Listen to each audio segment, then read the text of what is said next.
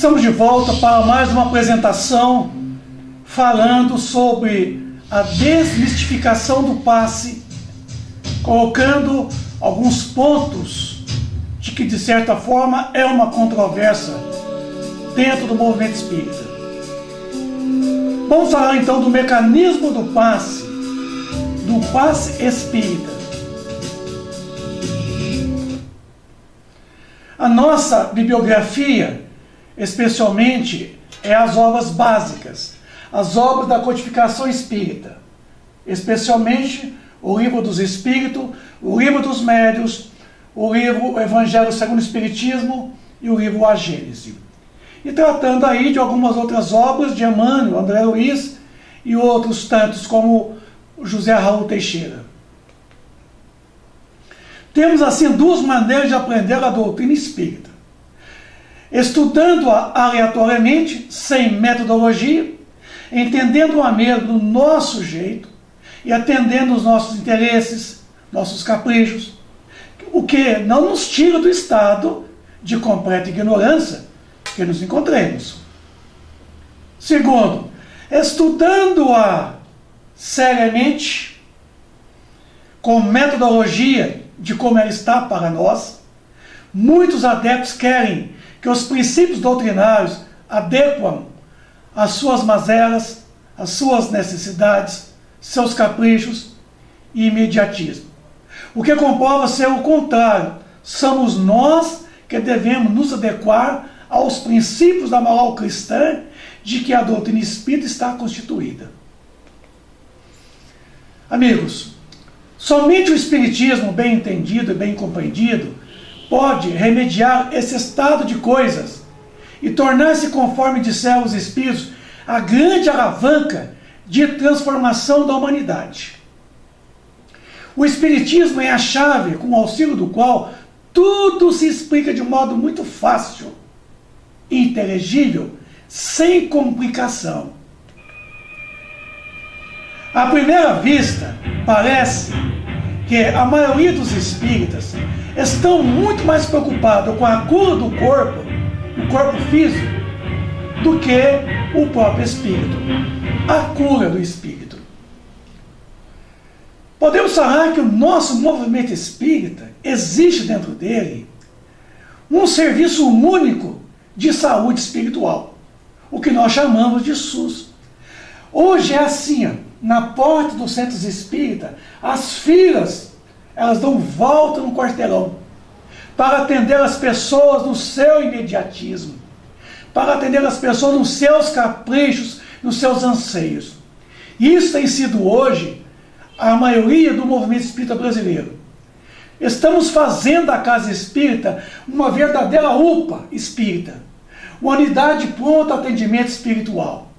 Vejam vocês que aqui, horas fila de gente na porta do centro espírita para receber o passe, para curar de unha encravada a casamento encalhado. Se promete tudo dentro da casa espírita.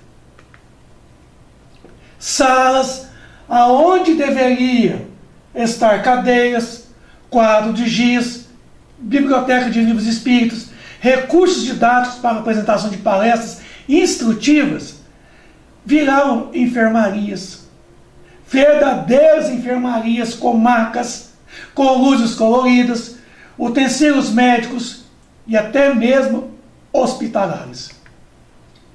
Uma verdadeira UTI espírita, que era a qualquer custo curar o corpo físico, fazendo o trabalho dos médicos da Terra. Agora mesmo nós vamos ter planos de saúde espírita.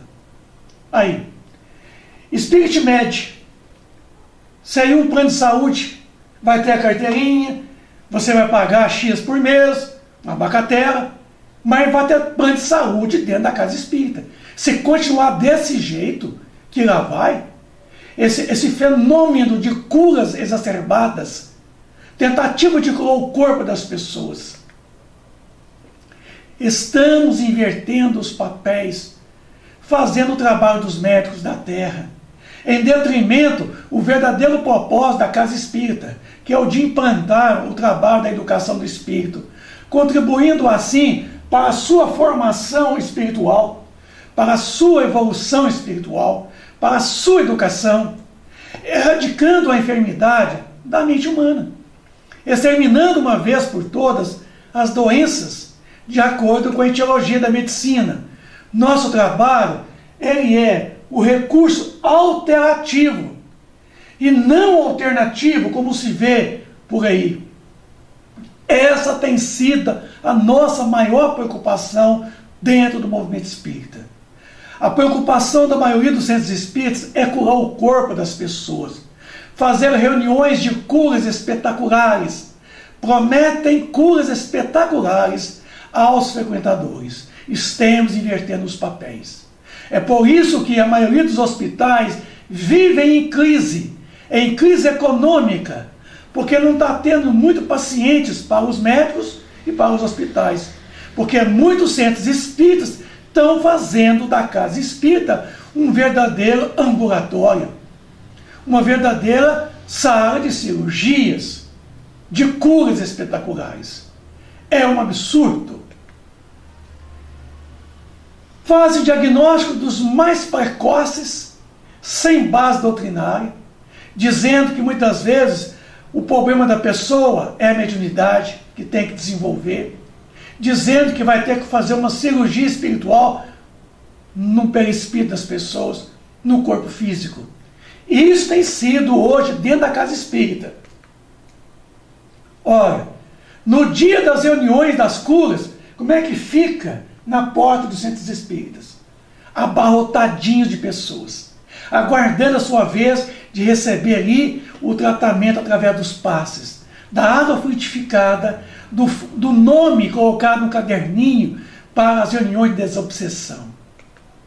Ora, os centros espíritas, nos dias de estudos, quase ninguém presente. E até mesmo o centro espírita demora até abrir. Costuma abrir em cima da hora, para receber um número bem reduzido de pessoas que querem aprender a doutrina espírita. Quem procura normalmente os centros espíritas para a consolação e não renova dia a dia, permanece no sofrimento e na dor. Com isso, é por isso que está sempre voltando ao centro espírita. É por isso que está sempre indo lá, pedindo ajuda, desobsessão, pedindo uma receita, pedindo um tratamento, pedindo uma assistência fraterna, enfim, pedindo um acolhimento fraterno, para poder conversar com muitas pessoas que, na maioria das vezes, não são preparadas, porque não são profissionais, não têm conhecimento doutrinário e bancam ao psicologismo exacerbado. Ora, há muitas práticas dentro do centro espírita que não são práticas espíritas. Não são. São muitas práticas que eu vou demonstrar para vocês. Os passes mecanizados, que virou um modismo dentro do movimento espírita. Com todo respeito, esse passe foi implantado aí e ele virou moda dentro do movimento espírita. É uma verdadeira cirandinha do passe magnético. Agora, eu quero que vocês prestem muito bem atenção nessa mecânica do passe. Eu vou perguntar por que é necessário tanta gesticulação. Por que se gesticula tanto, sem sentido, parecendo que está removendo os fluidos com as mãos e jogando eles no chão, jogando eles no ar, jogando eles no ambiente do centro espírita? Faz sentido essa gesticulação desordenada, excessiva, sem um sentido? Eu chamo de mecanização do passe. É um passe puramente mecânico. É um passe automático. Amigos, o passe é muito mais simples. Nós vamos ver aqui com vocês a simplicidade do passe. Não precisa dessa encenação, dessa coreografia sem sentido, como se estivesse rodopiando as mãos e tirando ali no ar. envolto da pessoa, algo que tira com as mãos e joga no chão. Está parecendo que as mãos é algo mágico, que as mãos representam essa magia oriunda lá da selva, quando os nossos irmãos de cultura inferior à nossa acreditavam que com as mãos a gente podia curar, amaldiçoar, poderíamos mudar tudo em redor da nós. E eles estavam certos, porque as mãos simbolizam a capacidade de fazer, de desfazer. Mas no passe, olha o movimento dessa criatura, olha que movimento desordenado, sem sentido, parece que está julgando alguma coisa. O outro é a mesma coisa, parece que ele está tentando tirar alguma coisa em torno da pessoa e julgando para trás no chão. Quem sabe infestando até o ambiente do centro espírita. Pois você está tirando a criatura e julgando, vai estar disperso por aí. Isso não poderia contaminar tantos outros que estariam ali aguardando? Vejam vocês, movimentos sem sentido. Não faz sentido esses movimentos, esses passes. Isso é falta de conhecimento. Isso falta estudar. Você já leu o capítulo 14 do Livro dos Médiuns? No item 176? Leia. Porque se você tivesse lido lá no Livro dos Médiuns, no capítulo 14, não teria fazendo toda essa coreografia do passe. Isso não é passe espírita. Esses movimentos rotatórios, passe cirandinha, o que não é espírita. Colocam várias pessoas em volta de um único e ali todos fazem uma verdadeira cirandinha em torno do paciente. Aonde está escrito isso, meu amigo? Vai estudar. Olha, gestos e mais gestos, posturas e mais posturas, que não precisa. O passe é simplesmente a imposição das mãos. Mecanizado. Está aí. Um tratamento, uma maca. Os centros espíritas estão cheios de macas. Aonde deveria estar localizado ali uma livraria enorme, uma biblioteca para livros de empréstimos, recursos audiovisuais para projeção, cadeiras, estão enchidos de macas para deitar as pessoas e fazer movimentos sobre elas, movimentos desordenados, sem sentidos, operações espirituais com cortes, com sangramento, amputações.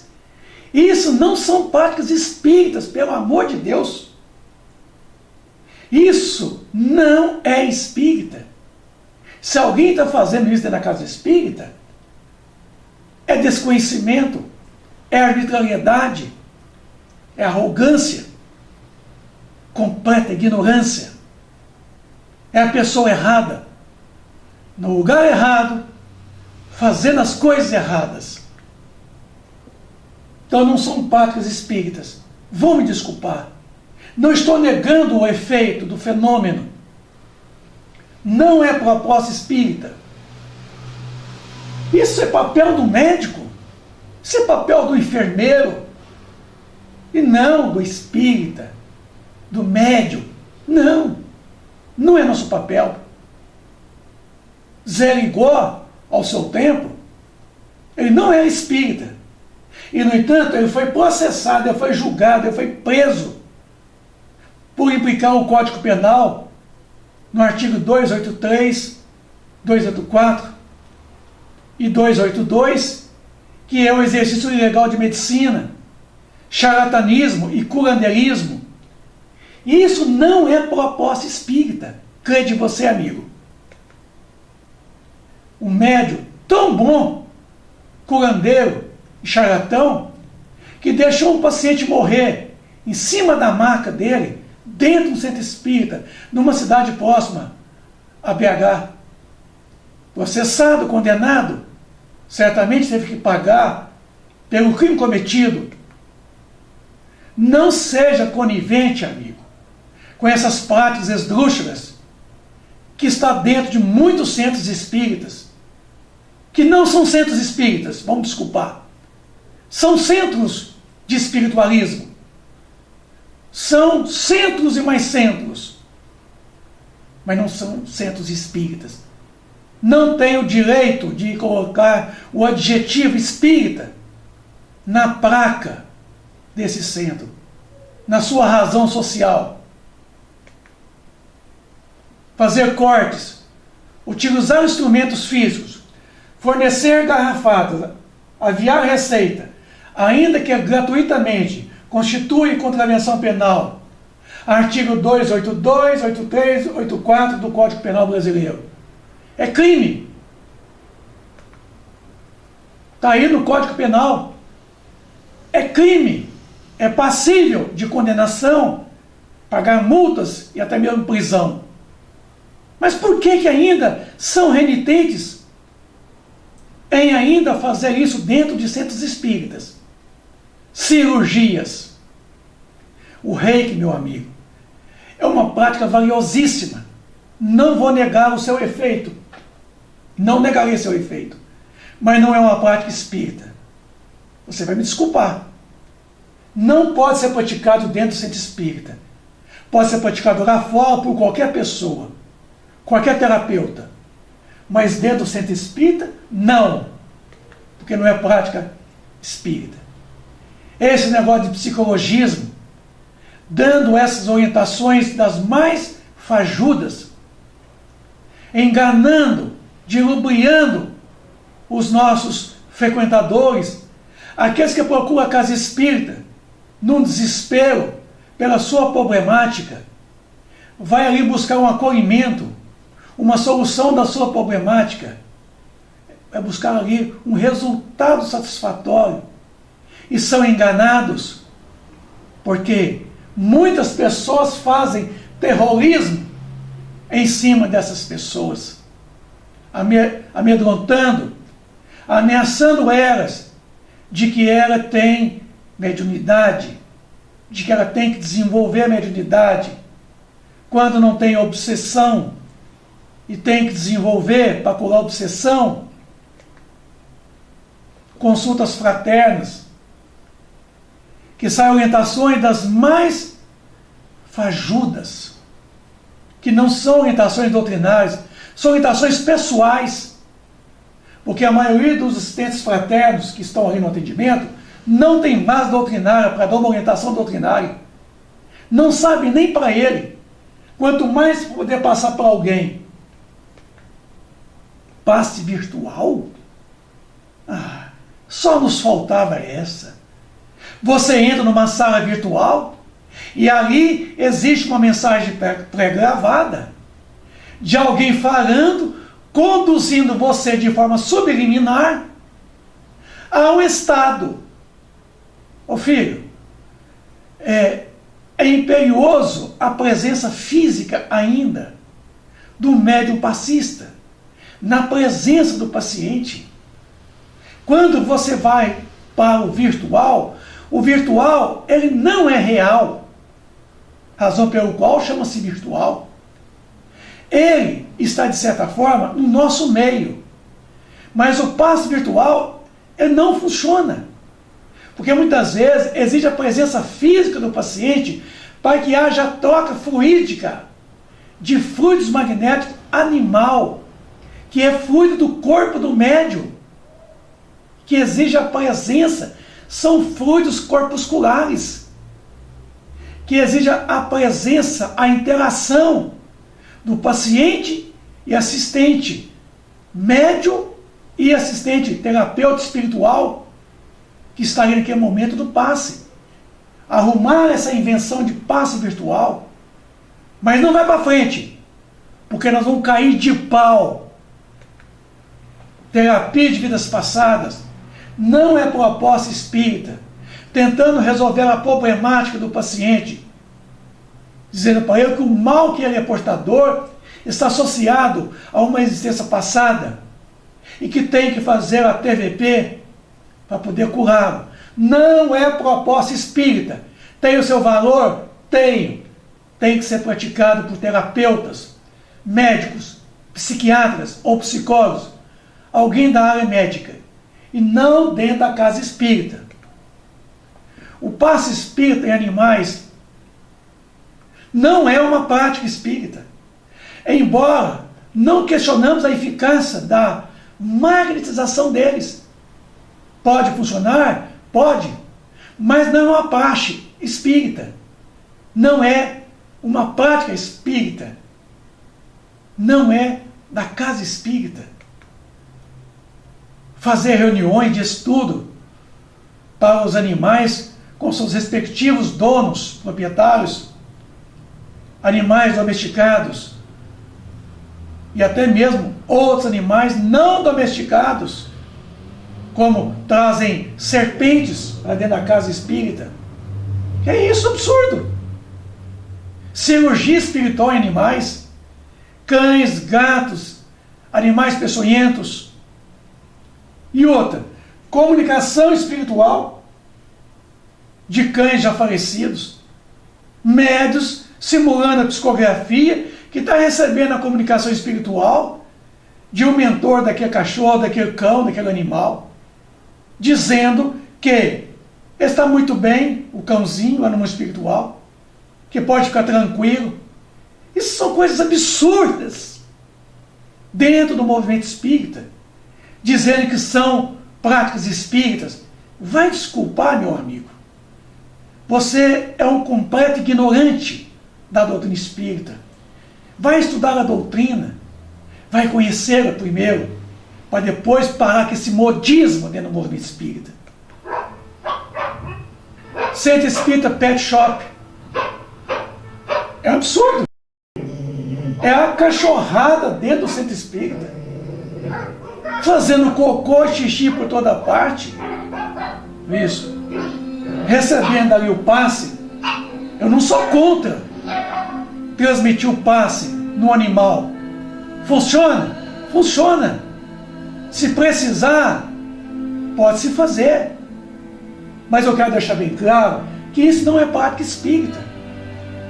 Daqui a pouquinho, nossos centros espíritas vai estar cheio de cães. Porque está virando um modismo hoje. O cão está tendo mais privilégio do que o ser humano. Já tem plano de saúde hoje para animais. Isso. Está havendo aí uma inversão de valores. Você vai me desculpar. Eu não estou questionando o trabalho dessas pessoas. Eu estou questionando isso dentro do centro espírita. Eu não concordo.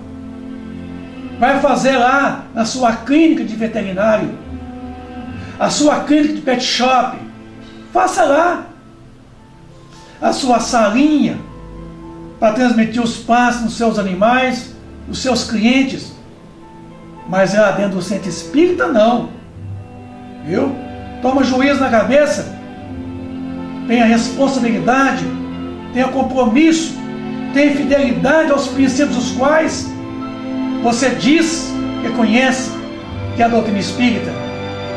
Não admitimos isso. Não vamos permitir isso dentro dos centros espíritas. Embora já existe por aí um trabalho vastíssimo, mas vai esbarrar com a gente. Não concordamos com essa prática dentro do centro espírita. Olha lá, psicografia, comunicação espiritual, dizendo como é que está o cãozinho no mundo espiritual. Isso é uma balela. Isso é um absurdo. Me ajuda isso. Ué, é isso. E tem muitas pessoas que são enganadas, são dilubuiadas. Não estou contradizendo aqui a eficiência, a eficácia do trabalho, mas sim a prática dentro do centro espírita. Cromoterapia, funciona? Funciona. Não estamos aqui questionando o valor da técnica da cromoterapia, mas dizer que ela não é uma prática, não é uma proposta espírita, pode ser feito por profissionais da área de saúde, seja médico, psiquiatra, psicólogo, terapeutas, psicoterapeutas, enfim. Não estou questionando a técnica, a sua eficiência, a sua eficácia. Não concordo dela dentro dos centros espíritas.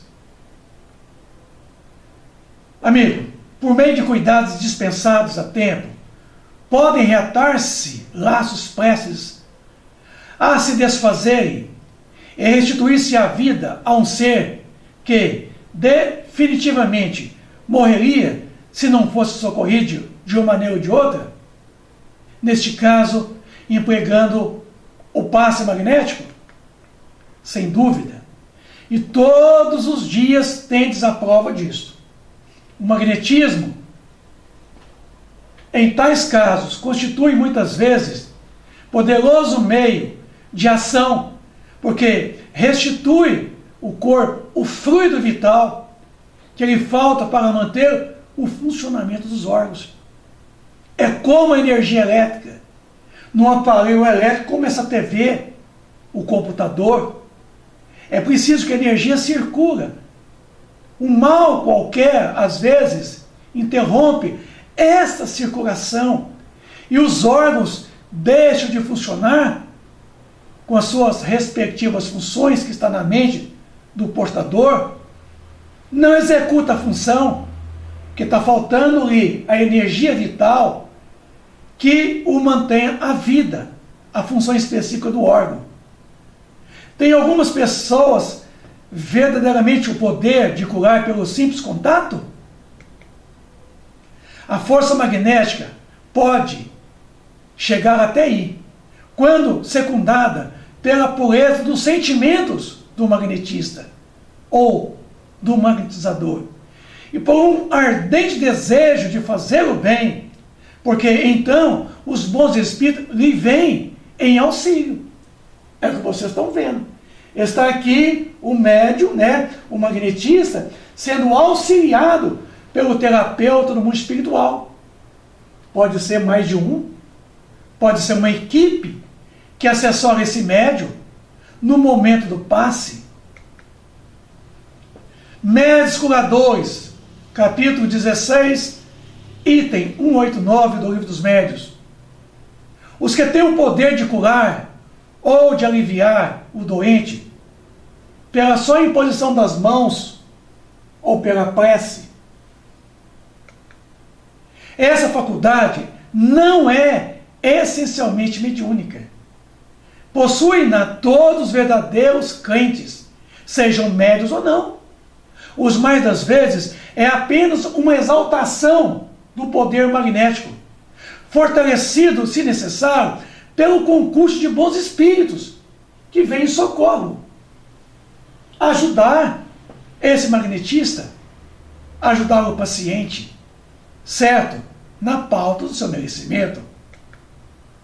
Diremos apenas que esse gênero de mediunidade consiste principalmente no dom que possuem certas pessoas de curar pelo simples toque.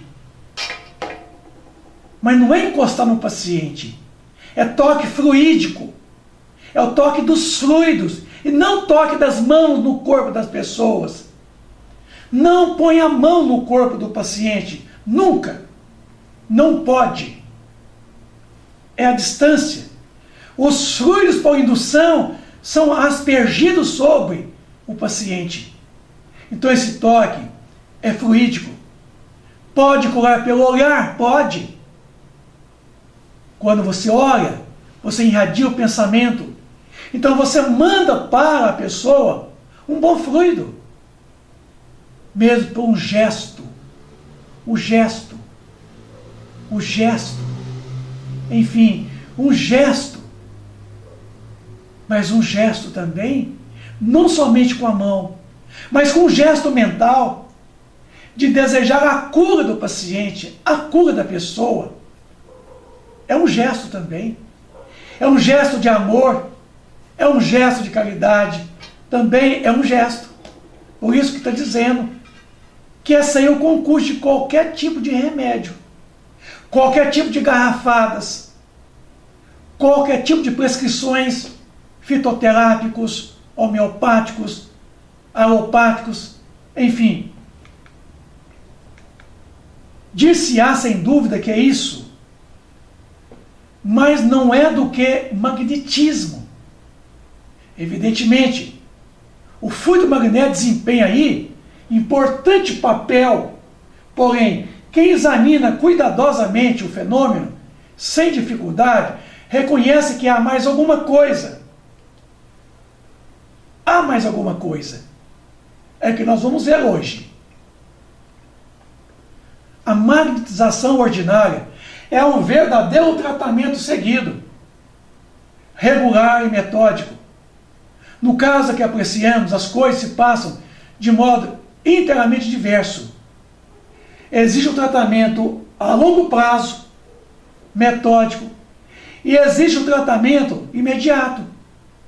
É aquilo que após a magnetização da dispersão de um fluido ruim, livrando o paciente da incrustação de um fluido nocivo sobre o órgão, interrompendo que a função age no órgão. Esse órgão executando o seu papel na harmonia do organismo humano. Então, é um tratamento metódico muitas vezes e outras vezes um tratamento a curto prazo.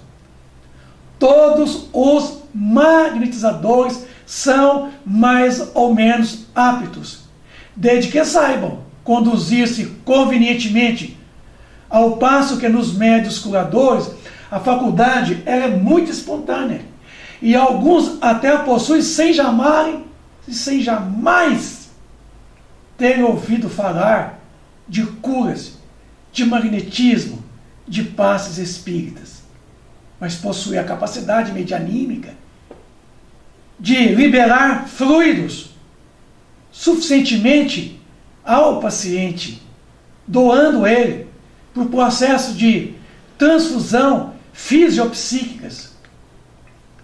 A intervenção de uma potência oculta, que é o que constitui a mediunidade, agora podemos falar que é mediunidade, se faz manifesta em certas circunstâncias, é claro e evidente, sobretudo, se considerarmos que a maioria das pessoas que podem, com razão, ser qualificadas de médios curadores, que recorrem à prece, que é uma verdadeira evocação. Não vai faltar um terapeuta do mundo espiritual para lhe assistir, ou paciente, o médium.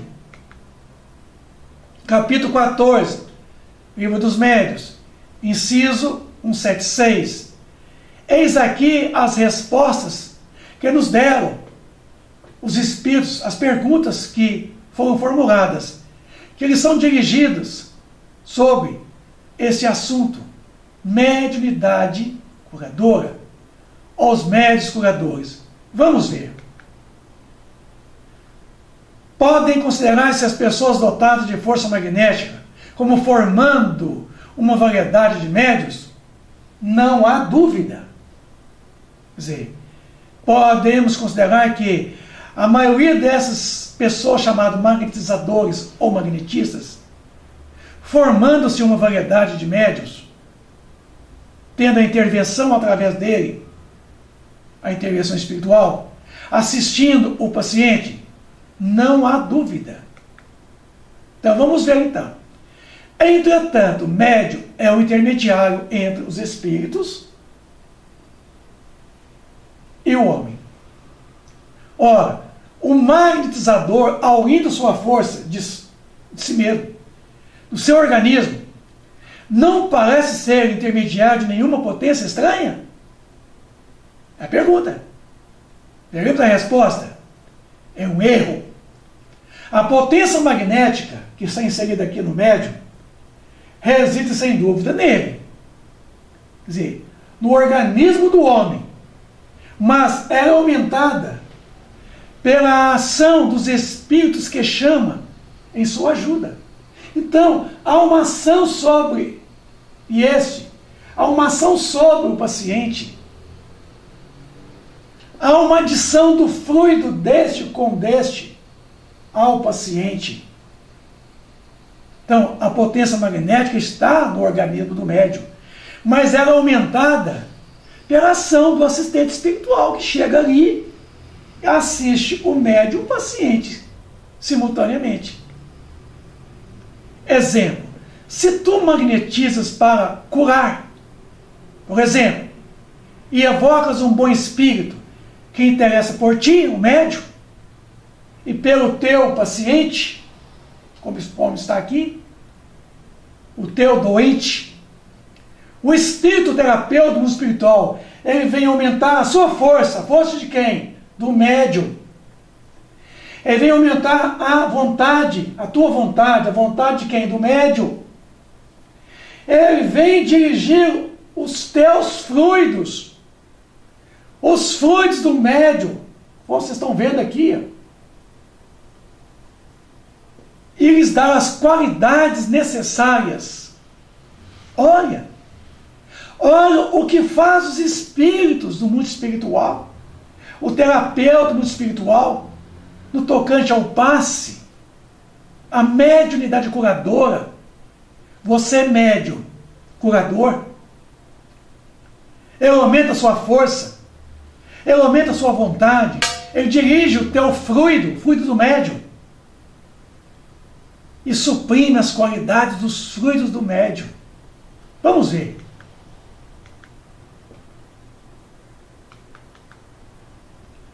Ele aumenta a sua força. Por que ele aumenta a sua força? Porque a sua força, médium, é fraca. Não é suficiente para. Não é suficiente para fazer com que a energia chegue suficientemente ao paciente. Ela aumenta a tua vontade. Viu? Porque a sua vontade ainda é fraca. Não é a altura. Não é suficiente. Ele dirige o teu fluido. Por que ele dirige o teu fluido? Porque você não é médium vidente, é. Você vê no paciente aonde está o problema do paciente, para você direcionar o fluido naquela região. Mas não, mas prefere ficar fazendo assim, ó, em cima da cabeça da criatura, no corpo todo dela. Um movimento sem sentido, desordenado. Quem sabe tentando achar, tentando encontrar esse fluido perdido no organismo, no corpo do paciente. Mas o mentor, o seu terapeuta, amigo, ele está vendo porque ele tem clarividência. Então, ele tem muito mais facilidade e condição de poder dirigir o fluido curador na região enferma, doentia. E outra coisa, eles dão as qualidades necessárias. Por quê que eles dão a qualidade necessária? Porque as qualidades do teu fluido não é suficiente, não é adequada, não tem a qualidade necessária, não é são. Viu? Vejamos então. O que vai acontecer? Olha aqui, eu, pessoalmente, estou acrescentando aqui por minha conta, e que está aí na sua análise, se você quiser acreditar ou não. Além de aumentar a nossa força, aumentar a nossa vontade, dirigir os nossos fluidos, quer dizer, o teu fluido, e dar as qualidades necessárias, ele diagnosticam, faz o diagnóstico do paciente. Na onde está a problemática do paciente? Onde está a região do fluido pestilento, nocivo, que está impregnando o órgão, interrompendo a retroalimentação do órgão com a função com o órgão. Por isso é que ele vem então fazer com que este. Agora, sabe por quê que ele aumenta a sua vontade? Sabe o que é vontade? Vejamos nós o que é vontade. Vontade, meu amigo, significa a concentração de todas as forças da alma num ponto em comum. Forças oriundas dos desejos, da inteligência, da imaginação, da memória, que tem a mente como casa que hospeda essas mesmas forças.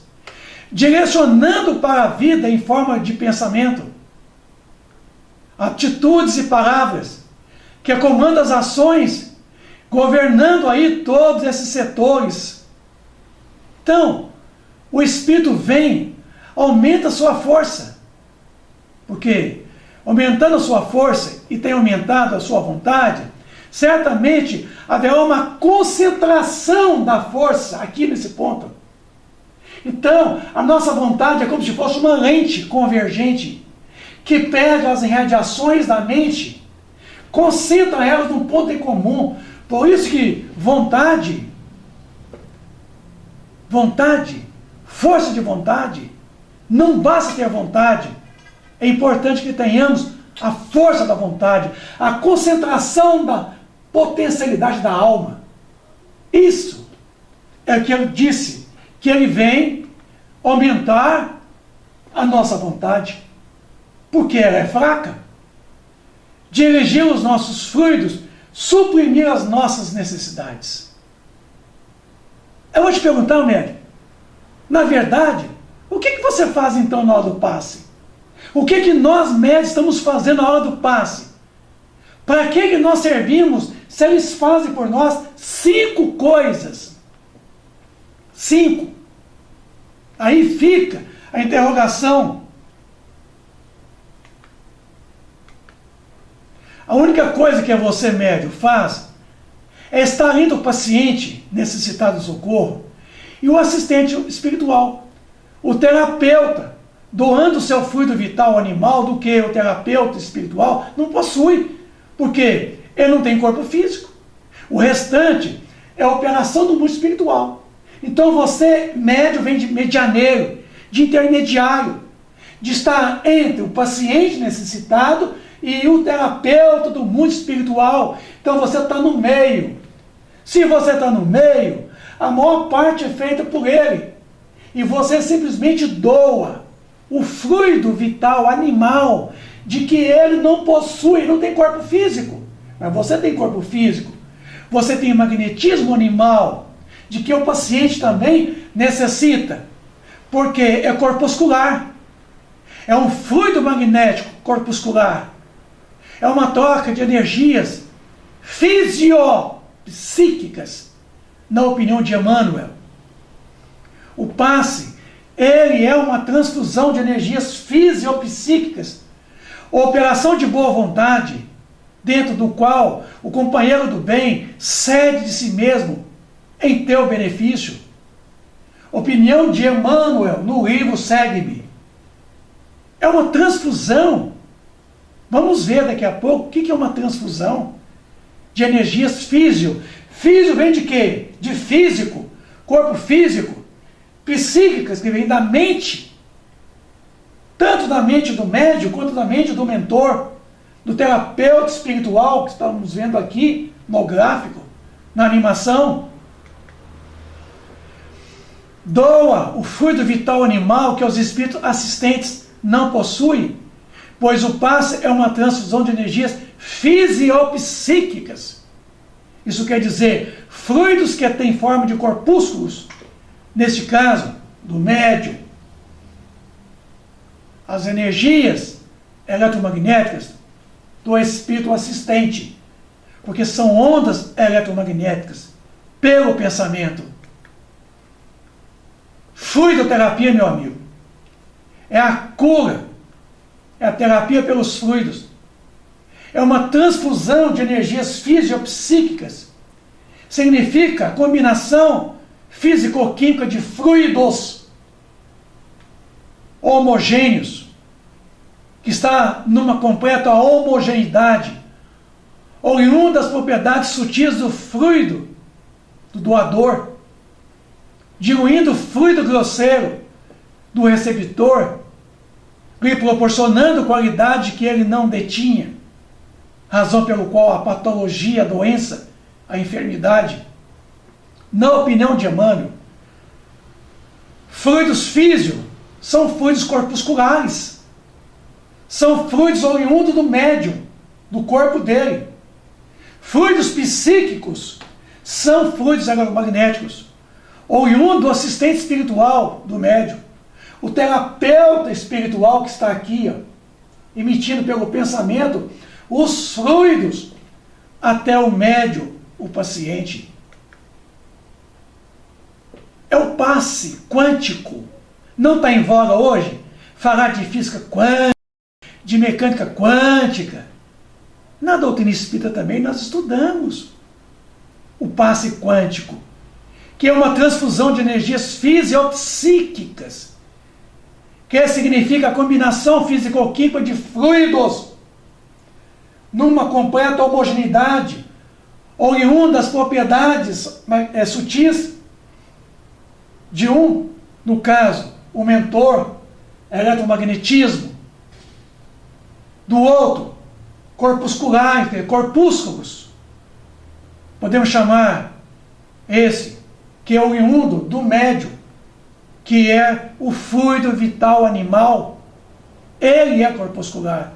Assim nós podemos chamar esse fenômeno de passe quântico, porque o comportamento aqui é ondulatório e corpuscular, de acordo com a visão da física quântica, amigo.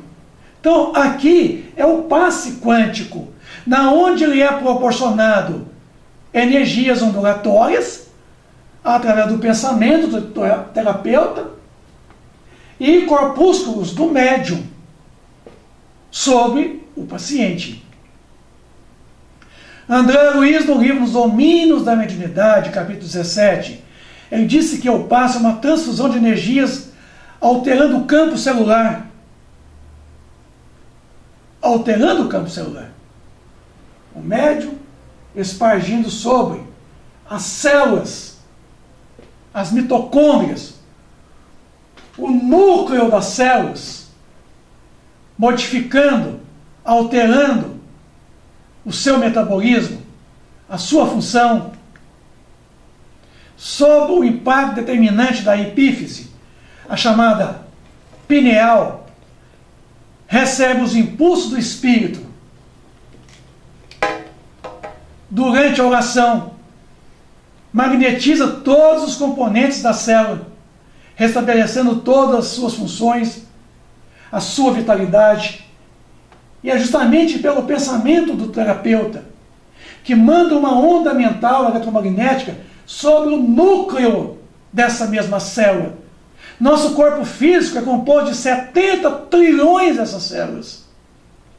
E essas células são compostas de organelas, que são verdadeiras usinas eletromagnéticas, de energias, de sustentação de todo o metabolismo do corpo físico, de todos nós. Então, o que acontece aqui é uma reformatação do núcleo da célula, restabelecendo a sua função específica. Porque nós temos em torno de 62 especialidades de células, em 70 trilhões delas. E cada uma das 62 tem funções específicas, como as células do sangue, da pele, do tecido conjuntivo, do osso, do estômago, do próprio intestino, do cérebro, do sistema nervoso periférico, neuronal. Quer dizer, nós temos então essa variante enorme de funções específicas. André Luiz, no livro Evolução em Dois Mundos, capítulo 8, ele fala que, por intermédio dos mitocôndrios, ou mitocôndrias, que podem ser considerados acumulação de energia espiritual, em forma de glândulos, assegurando-lhe a atividade celular, a mente transmite ao carro físico a que se ajusta durante a encarnação.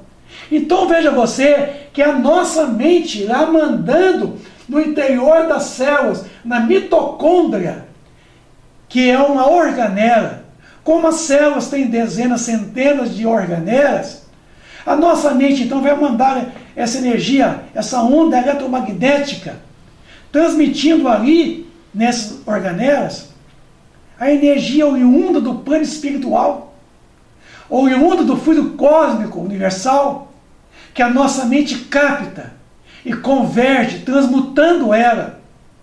As mitocôndrias, então, tem um papel importante na economia, no metabolismo das células de nosso corpo físico, que formam em torno de 70 trilhões dessas. Todos os seus estados felizes ou infelizes, equilibrando ou conturbando o ciclo de causa e efeito das forças polares libertadas, dos processos endotérmicos, mantenedores da biossíntese. Então veja o quanto que a nossa mente, ela age no nosso corpo físico. Nos corpúsculos, agem lá no núcleo, formatando a função dessa única célula, reformatando, transmitindo-lhe funções específicas.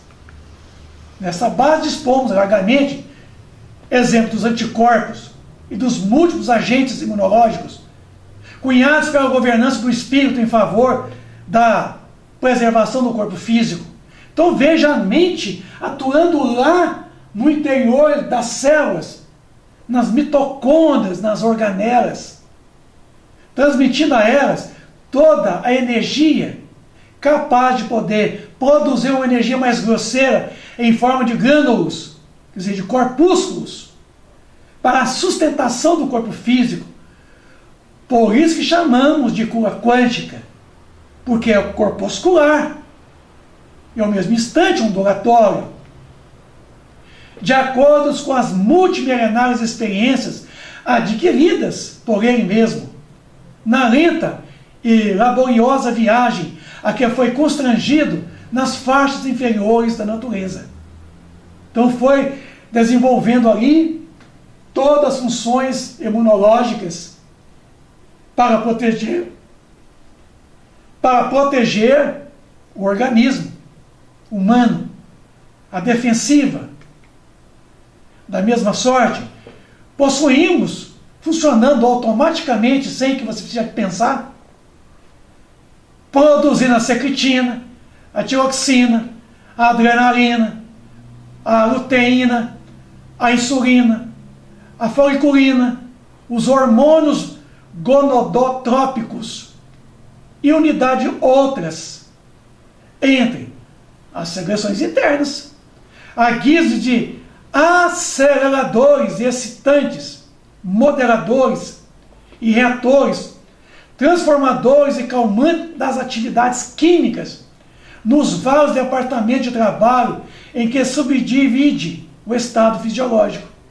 Então veja bem o quanto que é importante a mente, através da epífise, agindo na hipófise, e a hipófise regulando o sistema endócrino, e o sistema endócrino produzindo esses hormônios, esses neurotransmissores, para regular o metabolismo basal, o metabolismo celular, o metabolismo de todo o corpo físico. Depende da mente. Vocês sabem que na própria ciência humana de hoje, o átomo não é mais o tijolo indivisível da matéria? Que antes dele encontram-se linhas de força, aglutinando os princípios subatômicos, e que antes desses princípios surge a vida mental determinante. Tudo é espírito, meu amigo, no santuário da natureza. Crede isso? Tudo é eletromagnetismo, tudo é energia, na vida mental, principalmente. Renovemos o pensamento e tudo se modificará conosco. Na assistência magnética, os recursos espirituais se encontram, se entrosam entre a emissão e a recepção, ajudando a criatura necessitada para que ela ajude a si mesma. A mente reanimada, ela reergue as vidas microscópicas que a servem no tempo do corpo, edificando valiosas reconstruções. Então veja bem que a mente é um impacto determinante sobre as células, e que essas células nada mais do que uma vida microscópica, subdividida em vidas menores ainda, em partes, componentes da célula, como o membrana, o citoplasma, o núcleo. São 70 trilhões delas, que a nossa mente provoca um impacto sobre estas.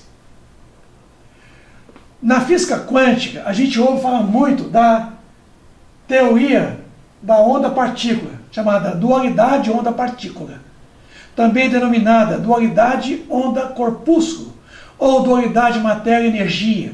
Constitui-se uma propriedade básica dos entes físicos em dimensões atômicas, quer dizer, reduzidíssimas, no campo do átomo, das partes do átomo, e portanto descrito pela mecânica quântica, que consiste na capacidade dos entes físicos subatômicos de se comportarem ou ter propriedades tanto de partículas como de ondas eletromagnéticas. Nós conhecemos a física quântica como sendo superposição quântica, em que você tem, ora, um comportamento corpuscular, um comportamento ondulatório. De que você pegar dois átomos, digo assim, pegar um átomo e retirar dele dois elétrons, e um estar distante um do outro, mas alinhado pelos seus spins, se você tocar num elétron aqui, o outro repercutirá automaticamente. Então veja vocês que é a chamada superposição quântica. Diz Emmanuel que no universo tudo vive e existe em regime de quê? De interdependência recíproca. Então, estamos mergulhados num fluido cósmico universal, que tudo que eu faço repercute no outro, repercute nos outros, em tudo.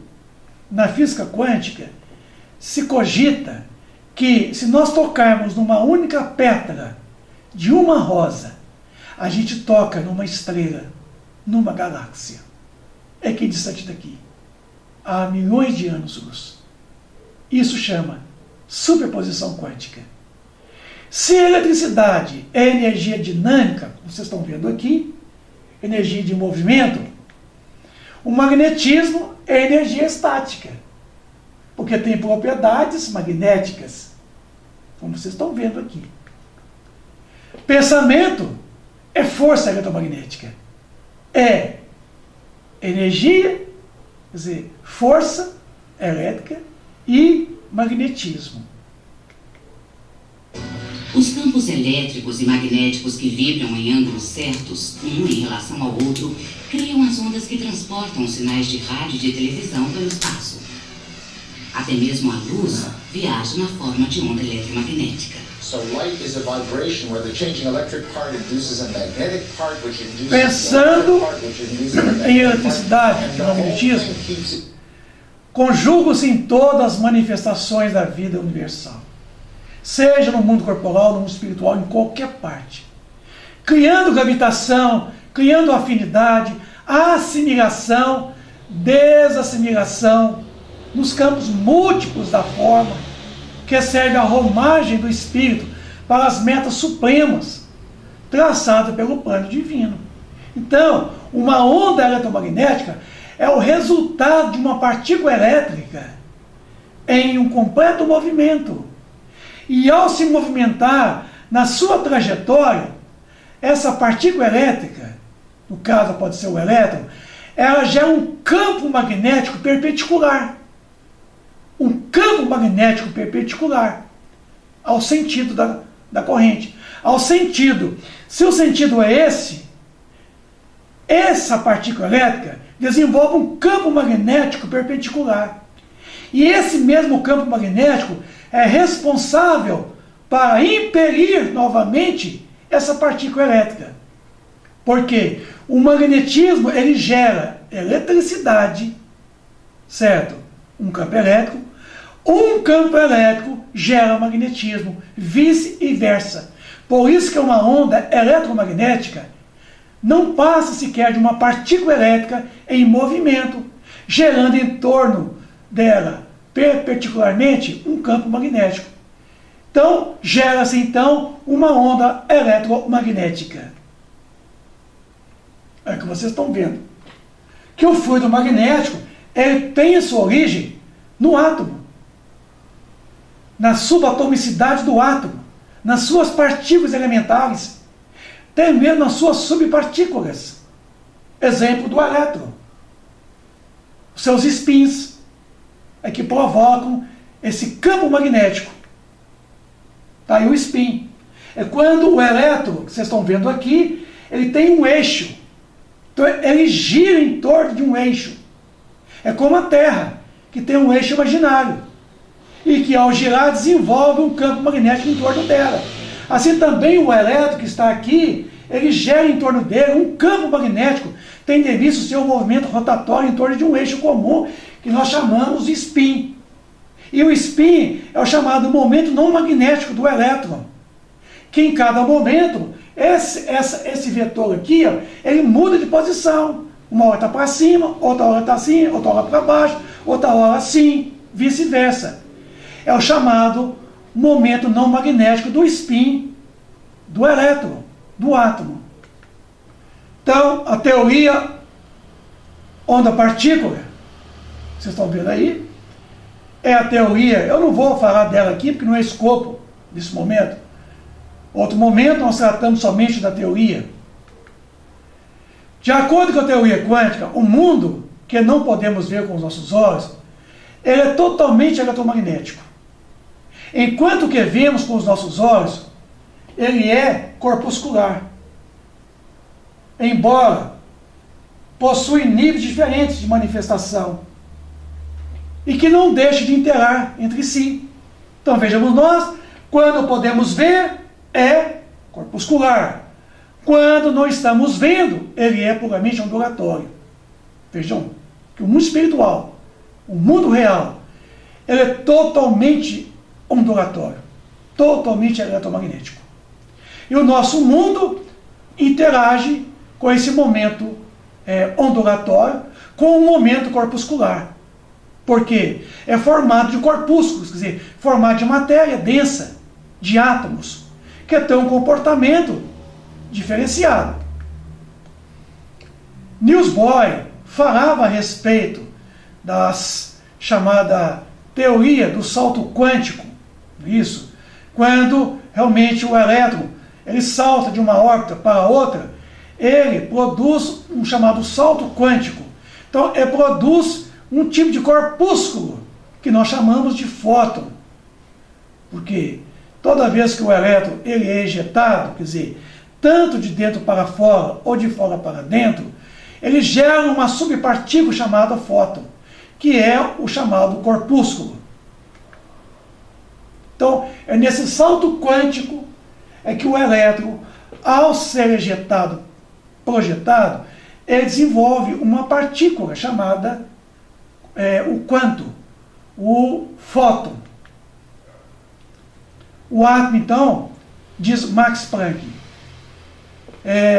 preparado e reparado por ele na década de em 1900, aliás, que o átomo, em lançando energia, não procede em fluxo contínuo, mas sim em forma de arremessos completamente individuais, ou mais propriamente falando, através de grânulos de energias, estabelecendo a teoria dos quantos de energia, aonde levou a fundar a física quântica, a física do microcosmo, das partículas e subpartículas do átomo.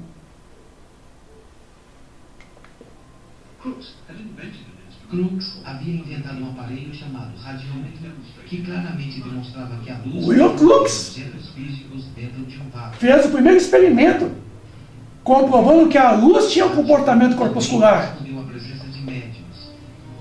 Que os nossos fluidos também, Crookes corpuscularmente falando, poderiam rodar de medir e registrar o radiômetro, respostas específicas. fazer as suas paletas rodarem em torno do eixo, demonstrando a energia corpuscular.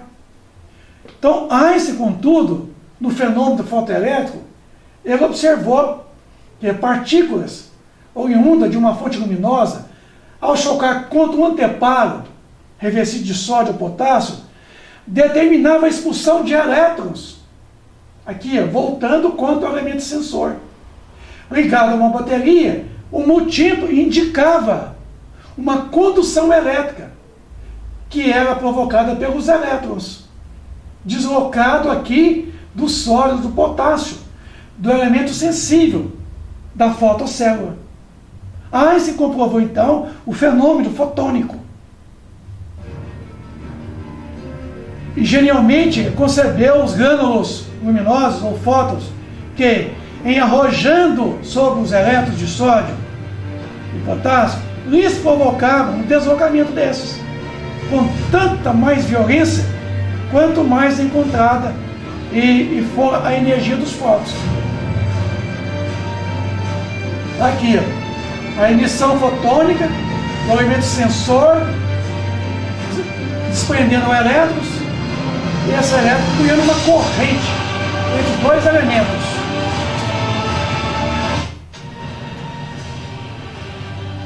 Aqui você tem que a indicação da emissão, de acordo com o comprimento de onda da fonte luminosa emissora.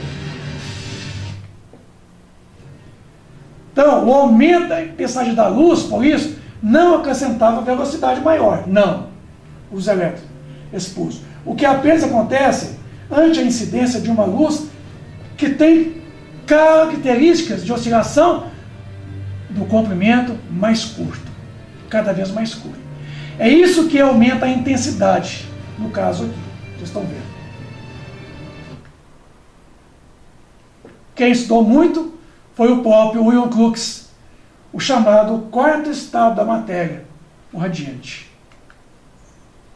Bom, reprisando então, o passe quântico é nada mais do que a transfusão de energias fisiopsíquicas, significando a combinação físico-química de fluidos numa completa homogeneidade, oriunda das propriedades sutis de um chamado eletromagnético, do outro, corpúsculos, e esse podemos chamá-lo de passe quântico, seja, um comportamento ondulatório e corpuscular, ou corpuscular ondulatório. Eles estão à procura da partícula da consciência. Já se concebe hoje de que em todas as partes, em todos os átomos, em todas as subpartículas, há uma consciência. O passe, então, é uma transfusão de energias fisiopsíquicas, operação de boa vontade dentro do qual o companheiro de bem cede de si mesmo em teu benefício, está aí, ao paciente. É necessário a gesticulação excessiva e desordenada? Como exemplo, passe longitudinal, rotatório, conforme está mostrando aqui a ilustração. É necessário? Esse passe dispersivo aqui, rotatório. Estou perguntando a você, amigo. Verifique os movimentos do médium e vê se isso faz sentido. Até então, aqui, nós diríamos que sim. A imposição das mãos bastava ela. Não precisaria de nenhum outro gesto. Porque aqui já é um gesto. É a cura pelo gesto. O gesto é a imposição das mãos, conforme ensinou Jesus. E mais nada.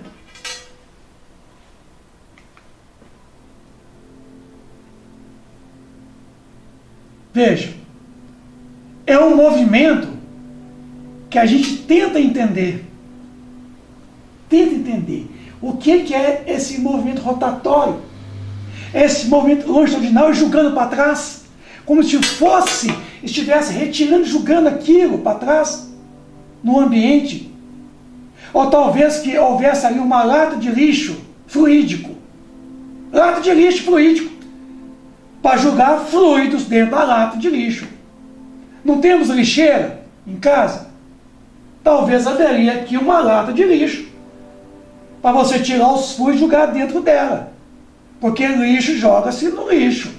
Se o fluido ele não é bom, você vai tirar ele do paciente e vai jogar no meio ambiente, na sala do centro espírita. Vai jogar no chão, como se fosse um para-raio. A pergunta, meu amigo, é necessário a gesticulação excessiva e desordenada? Como vimos aqui ainda há pouco? Seja ela longitudinal, transversal, rotativo, dispersiva e concentração? Vamos ver.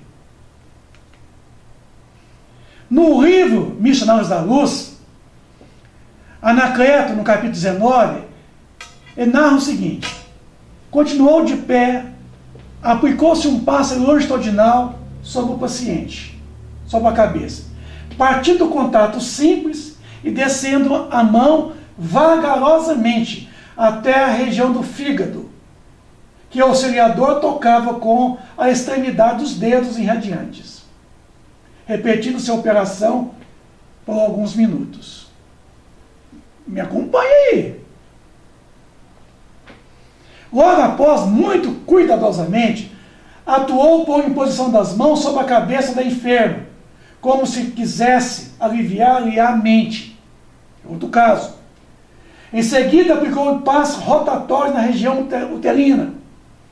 Vi que as manchas microscópicas se reuniam, congregando-se numa só, formando-se um pequeno corpo escuro.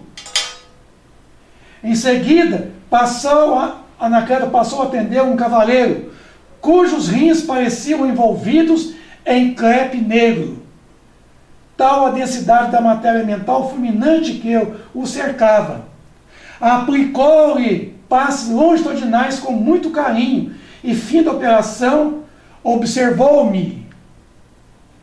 Passou a operar magneticamente, aplicando-lhe passes dispersivos no companheiro em proteção. Livro Ação e Reação, André Luiz, capítulo 13. Ainda capítulo 12, no livro Ação e Reação, Silas administrava-lhe passes magnéticos de prostração, produzindo a ligeiro movimento do braço, fez que ela mesma, no impulso, irrefletido. Silas aplicou-lhe passes balsamizantes, hipnotizando-a com que o flagelada e a flagelada senhora, em desdobramento, se colocou inquieta diante de nós. Me acompanha, amigo.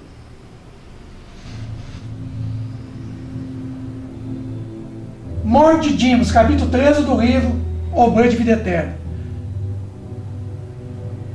Aqui, o mentor aplicando passes magnéticos de alívio sobre o tecido conjuntivo vascular de quem? De Dimas. Jerônimo aplicava-lhe passes longitudinais, desfazendo os fios magnéticos que se entrecruzavam sobre o corpo abatido. A seguir, utilizando passes longitudinais, isolou todo o sistema nervoso simpático, neutralizando mais tarde as fibras inibidoras no cérebro. Então vejam vocês que dois terapeutas do mundo espiritual, olha o que eles estão fazendo. Reparei que Jerônimo e Aristeu passavam a aplicar passes longitudinais no enfermo, observando que deixavam as substâncias nocivas à flor da epiderme, abstendo-se de maior esforço para alijá-las de vez.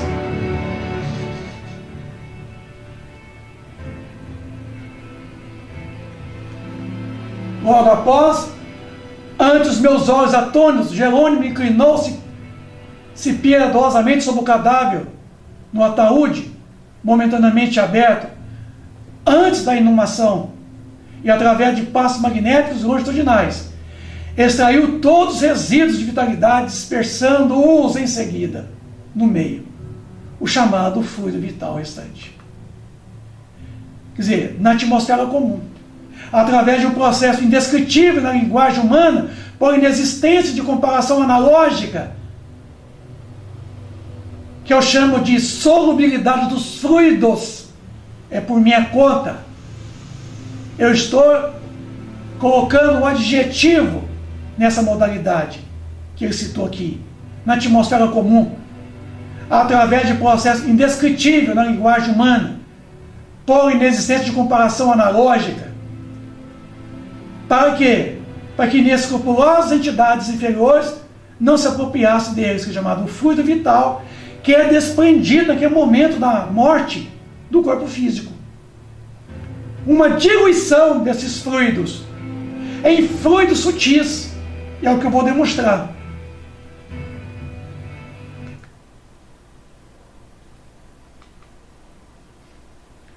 Atendendo-lhe a ordem, segurei a fronte do agonizante ao passo que ele aplicava passes longitudinais, preparando o desenlace, mas o teimoso amigo continuava reagindo. Mas, tempo depois, Dimas faleceu. Aqui, ô amigo, você que está me ouvindo aí, em tudo isso aqui que você viu, a narrativa de André Luiz, comentando no livro Estados da Luz, Ação e Reação, O Beijo de Vida Eterna, falando dos passos longitudinais, rotativos, dispersivos, de concentração. Aonde o André Luiz falou que é para você fazer igual. Ele falou que ele viu os terapeutas do mundo espiritual fazendo. Ele não falou que é para você, um médium, fazer. Ele não falou. Ele não deixou claro para você fazer igual, para você repetir os movimentos do terapeuta do mundo espiritual. Então, amigo, não precisa de você fazer nenhuma movimentação, porque se precisar fazer a magnetização através de que, da imposição das mãos e a gesticulação dos campos de força para induzir a corrente ao órgão, quem fará, amigo, é ele, o terapeuta do mundo espiritual. Ele não falou que é para você fazer. Ele narrou nessas obras o que ele viu o espírito mentor do médium fazer lá, porque lá eles conhecem as propriedades do magnetismo, eles estudam, têm conhecimento, e você, médium, em tudo isso aí, sua função é somente doar o seu magnetismo, a sua energia vital ao assistente, para que ele utilize e transmita ao paciente a sua energia, só que você cabe fazer. E deixa o resto por conta da espiritualidade. Alô? Jesus, através de Mateus, capítulo 8, item inciso 17, ou versículo 17, ele tomou sobre si as nossas enfermidades e levou as nossas doenças. Sabendo que nós estávamos enfermos da mente, da alma, ele veio trazendo o lenitivo para a cura definitiva dessas enfermidades. E uma vez vividos os preceitos do Evangelho, certamente todas as doenças serão erradicadas. Aqui, chegou um dos chefes da sinagoga chamando Jairo e, logo, viu a Jesus, lançou-lhe aos pés e lhes rogava com instância, dizendo: minha filhinha está nas últimas, rogo-te que venhas e lhes impõe as mãos para que sarem e viva. Então veja você, amigo, impõe as mãos. Mateus 8, 2, 3. E eis que um leproso, tendo se aproximado, adorou-o, dizendo: Senhor, se quiseres, pode purificar-me. E Jesus, estendendo a mão, tocou-lhe, dizendo: quero, fica limpo. e imediatamente ele ficou limpo da sua lepra. Finalmente apareceu Jesus aos 11. Quando estava à mesa, disse-lhes: ide por todo o mundo e pregai o meu evangelho a toda criatura. Sinais hão de acompanhar aqueles que creem. Em meu nome expelirão demônios, falarão novas línguas, pegarão em serpentes, e, se alguma coisa mortífera beberem, não lhes fará mal. Se impuserem as mãos sobre os enfermos, eles ficarão curados. De novo, as mãos. Enviando-lhe Pedro e João, os quais, descendo para lá, oraram por eles para que recebessem o Espírito Santo, porquanto não havia ainda descido sobre nenhum deles. Então lhes impunha as mãos e recebiam estes o Espírito Santo. Vendo, porém, Simão que, pelo fato de impor os apóstolos as mãos, ora concedido o Espírito Santo, ofereceu-lhe dinheiro, propondo: concedei-me também a mim este poder, para que aquele sobre quem eu impuser as mãos receba o Espírito Santo. Amigo, qual o tipo mais perfeito que Deus tem oferecido aos homens para lhe servir de guia e modelo? Pergunta 625 do Livro dos Espíritos. O que foi que eles responderam? Veja Jesus. Se Jesus é modelo de perfeição, para ser seguido por todos nós, como modelo e guia de perfeição, e se eu disse: tudo que eu faço, vós podeis também fazer, na verdade, vos digo que aquele que crê em mim, quer dizer, em Jesus, também fará as obras que eu faço, e as fará maiores do que essas, porque eu vou para o meu Pai. Então veja vocês, meus amigos, de que está dizendo: imporão as mãos sobre os enfermos e definir. E se nós acreditarmos nele, nós faremos as obras que ele faz. E faremos muito maiores do que essas. Porque ele já partiu para a sua realidade espiritual. E nós somos seres milenares, que em muitas reencarnações nós podemos fazer muito mais do que essas obras. Que teremos muito mais tempos, mais existências para podermos realizar as curas. Que fique claro: e porão as mãos sobre os enfermos e os curarão. O verbo está no imperativo, amigo. Não discuta. E os curarão, se impor as mãos. Só que ele falou. Ele não falou: deu um passe longitudinal, deu um passe transversal, deu um passe rotativo, dispersivo, rotatório. Ele falou: impõe as mãos e os curarão, com certeza. Porque Jesus Cristo sugeriu que impusesse as mãos sobre os enfermos, utilizando o verbo no imperativo. E os curarão. Que fique claro para nós isso aí. Quando Jesus recomendou impor as mãos sobre os enfermos, automaticamente dirigimos as mãos sobre a cabeça do paciente. É porque ali está o centro de força coronário, que controla todos os demais outros 6 centros. E esses são responsáveis pelo metabolismo de todo o corpo físico, que eu já mostrei lá atrás, nas mitocôndrias. Eu vou te perguntar a você, amigo. Você está com uma forte dor de cabeça. Aí, o que você faz? Você pega um analgésico qualquer, neste caso que nós temos o quê? A dipirona. Aí você pega o frasco de dipirona e pinga 50 gotas de dipirona na cabeça. 50 gotas. Você faz isso, não faz? Não, faz, velho. Você não está com dor de cabeça? Não dói a cabeça? Então faz o seguinte, você pega a dipirona, 50 gotas na cabeça, pronto, aí passa a dor. Não, você não faz isso. O que você faz? Você pinga 50 gotas de Novalgina num copo d'água, você ingere por via oral, esta vai chegar pelo esôfago, o estômago e o intestino, vai cair na corrente sanguínea e vai ser levado o elemento químico lá no centro de força, que se localiza onde? O nosso tálamo, aqui.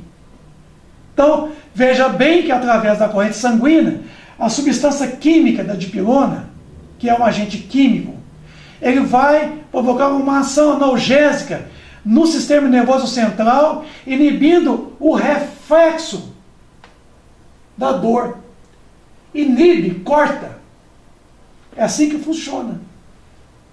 Então, você bebe, o sangue circula, leva lá, ceifando a dor, enquanto o mal continua, mas a dor é inibida, porque corta o reflexo da dor, paralisa a dor. Compasse, meu amigo, né? Não há que ser diferente. Tá aí o circuito da dor. Pisou num prego, vai lá e retorna, né? Através da medula, sistema nervoso periférico, até a região. Aí você sente que a dor está lá no pé, porque você pisou com o pé no prego. Chama o arco reflexo da dor. A dipirona inibe, ceifa esse reflexo. Então a dor desaparece.